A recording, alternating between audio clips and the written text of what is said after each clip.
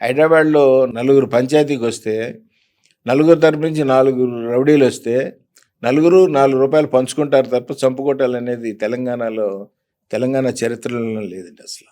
హ్మ్. చంపుకోవడం అనేది లేదండి. కేవలం డబ్బులు తీసుకుంటారు. పంచాయతీ చేస్తే సెటిల్మెంట్ చేస్తే ఇంత పర్సెంటేజ్ అనో, హ్మ్. లేదా ఇన్ని ఎకరాలు చేస్తే ఇన్ని ఎకరాలనో తీసుకుంటారు తప్ప, ఈళ్ళు కేవలం చంపటాలు అంటే అలాంటివి మాత్రం లేవండి. పర్సెంటేజ్ తీసుకుంటారు. అంతేనండి. హుహుహుహు. అది నాకిష్టం ఉండదండి. కానీ ఏం చేస్తాం, వాళ్ళ బ్రతుకు తెరువు అది, వాళ్ళ బిజినెస్ అది అని అనుకుంటాను నేను. హ్మ్. కానీ నాకు వ్యాపారాలున్నాయి, నాకు అవసరం లేదు కాబట్టి హ్మ్. నేను తీసుకోవట్లేదు. కానీండి ఆళ్ళు బ్రతుకుతారు ఇలా అని మీరు అనుకుంటాను. ఓపెన్‌గా మీడియా ముందు ఇట్లా చెప్తుంటే సార్ జనాలు ఎట్లా చూస్తారు మనల్ని అనే ఇది ఎలా ఉంటుంది సార్ మీకు నాకు లోపల? నాకు హ్యాపీగా ఉంటదండి. ఎందుకంటే నేను హానెస్ట్ కాబట్టి.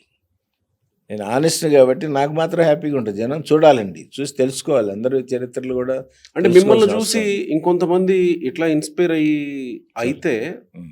ఎలా ఉంటుంది సమాజం అప్పుడు? నా గురించి నేను డబ్బులు తీసుకుంటాను అనో లేదా మీరు డబ్బులు తీసుకుంటారని కాదు. సెటిల్‌మెంట్‌ల ఆ! వ్యవహారాన్ని ఇంకెవరైనా ఇన్‌స్పైర్ అయ్యి ఇలా చేస్తే చేయొచ్చండి. చేస్తే ముందుకొస్తే నేను గూడా దాన్ని స్వాగతిస్తానండి. ఎందుకంటే ఓకే. కోర్టుల్లో సంవత్సరాలు గడిచే కన్నా హ్మ్. పరిష్కారం చేసుకోండి అనే చెప్తానండి నేను.